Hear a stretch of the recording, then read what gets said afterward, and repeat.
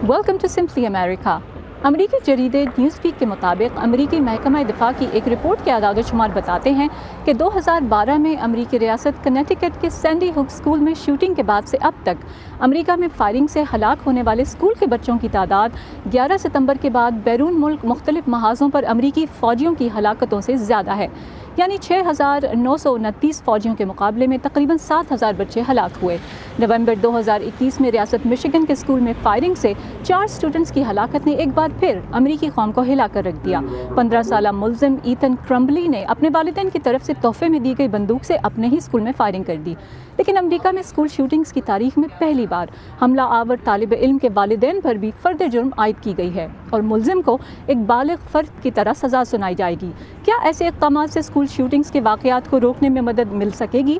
इस बारे में अमेरिकन यूनिवर्सिटी की प्रोफेसर जैनिस इवामा कहती हैं, In states like Massachusetts, where we actually have storage laws, Massachusetts जैसी रियासतों में ऐसे कवानीन मौजूद हैं कि असलहा रखने वालों को उसे महफूज जगह पर रखना होता है। ऐसे में अगर कोई नौजवान अपने वालिदैन का असलहा चुराकर स्कूल ले जाए तो जिम्मेदारी वालिदैन पर आएगी कि उन्होंने हथियार को महफूज तौर पर नहीं रखा। इस वाक़े के बाद हम इस बारे में सोचने लगे हैं कि न सिर्फ मुजरिमाना माजी रखने वाले अफराद के हाथों में असलहा जाने न दिया जाए बल्कि उसे महफूज तरीके से रखा भी जाए। रही बात एक 15 साला नौजवान को एक बालिग की तरह सजा देने की, तो हम जानते हैं कि 26 साल तक किसी नौजवान के दिमाग की मुकम्मल नशोनुमा नहीं होती और वो अपने जुर्म को मुकम्मल तौर पर नहीं समझ पाते। एक बच्चे को बालिग की तरह उम्र कैद जैसी सख्त तरीन सजाएं देने पर हमें ये तशवीश होती है कि क्या हम कभी समझ पाएंगे कि उस बच्चे ने ऐसा क्यों किया। सैंडी हुक होप नामी गैर मुनाफे बख्श तंजीम के आदाद शुमार के मुताबिक 19 साल से कम उम्र अमरीकी बच्चों और नौजवानों में मौत की सबसे बड़ी वजह गन से हलाकत है।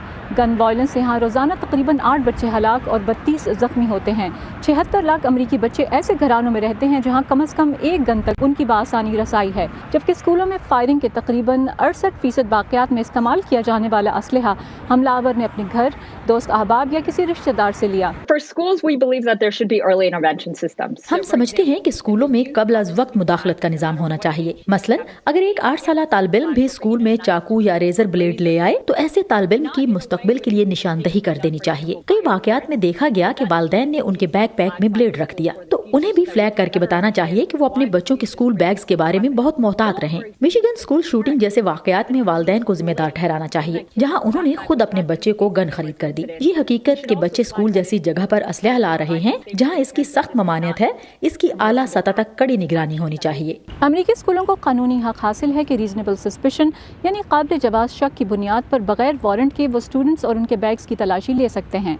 तमाम मिशिगन स्कूल शूटिंग में स्कूल इंतजामिया के खिलाफ दायर किए गए एक हालिया केस में इल्ज़ाम आयद किया गया है कि बहुत सी वाज़ेह अलामतों के बावजूद भी फायरिंग वाले दिन मुल्जिम के बैग की तलाशी नहीं ली गई जिसमें गन मौजूद थी, जबकि वाक़े से कई रोज़ पहले तक मुल्जिम की मुश्तबा हरकत व सकनात भी उसके इरादे की निशानदही कर रही थी। अमरीकी सीक्रेट सर्विस का नेशनल थ्रेट असेसमेंट सेंटर हर साल स्कूल शूटिंग्स के हवाले से तफसीली रिपोर्ट्स जारी करता है। 2021 की रिपोर्ट में जोर दिया गया है कि कम्युनिटीज़ और स्कूलों को मिलकर स्टूडेंट्स के परेशान कुन रवैयों पर नज़र रखनी चाहिए ताकि क़ब्ल इस वक्त मुदाखलत करके ऐसे वाक़यात को रोका जा सके।